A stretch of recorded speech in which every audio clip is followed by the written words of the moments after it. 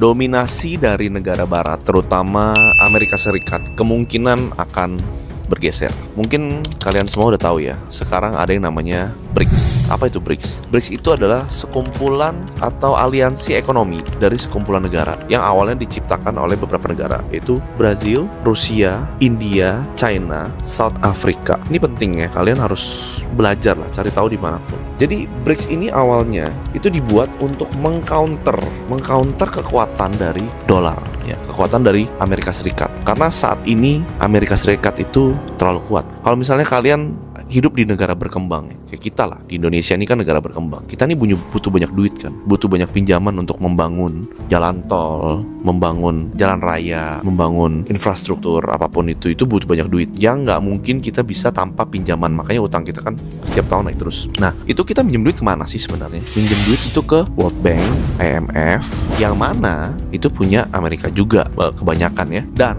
kalau misalnya kita mau pinjam duit ke mereka, currency-nya apa? Coba kalian tebak. Dolar. Itulah kenapa dolar harganya tidak akan pernah turun dibandingkan dengan mata uang dari negara-negara berkembang. Nah, itu alasannya kenapa BRICS dibuat. Karena tekanan dari dolar terhadap negara berkembang terlalu kuat. Contoh, kenapa semua negara itu harus memperhatikan Federal Reserve ngomong apa. Setiap dia mau nurunin bunga, kita harus mengikuti, mengadjust dengan kebijakan mereka. Harus menyesuaikan. Karena kalau nggak apa? Kalau nggak, mata uang kita yang lemah ini, semua orang investor akan lari keluar untuk menaruh uangnya di dolar. Kalau bunga di Amerika lebih menarik, orang akan lebih memegang dolar. Nah, karena itu dibuatlah BRICS atau aliansi ekonomi supaya ada penyeimbang lah istilahnya. Kalau misalnya kita di bisnis itu Amerika Serikat atau dolar ini monopoli, semua orang bergantung sama dia. Jadi dibuatlah BRICS, dan sekarang banyak negara lain yang mau bergabung. Contohnya Indonesia, Argentina, dan ya negara berkembang lain hampir semua mau gabung. Dan kenapa sesuai judul tadi, kekuatan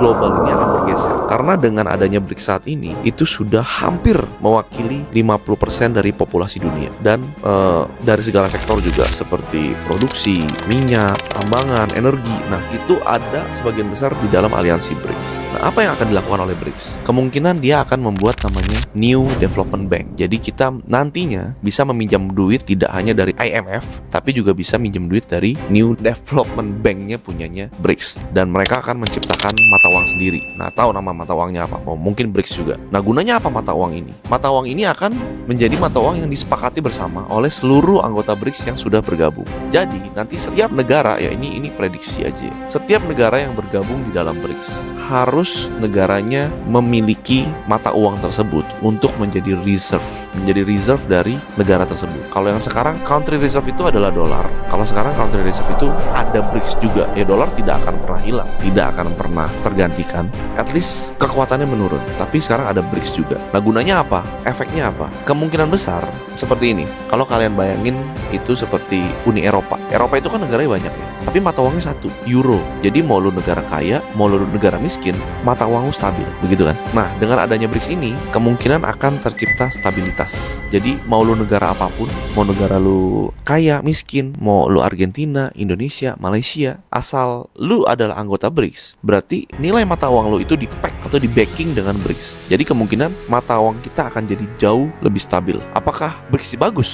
Menurut gue bagus. Jadi apa yang harus dilakukan? Untuk Indonesia ya, satu, menurut gue Indonesia harus join BRICS. Nggak bisa nggak, karena ini akan membantu mempererat usaha perdagangan antar sesama anggota. Itu pertama. Lalu apa dampaknya buat rakyat biasa atau retail? Nah, kenapa kalian harus belajar? Kenapa kalian harus tahu kalau BRICS ini akan ada? Jadi begini, kalau misalnya kalian dulu semuanya investasinya ke dolar, menurut gue sekarang saatnya untuk shifting.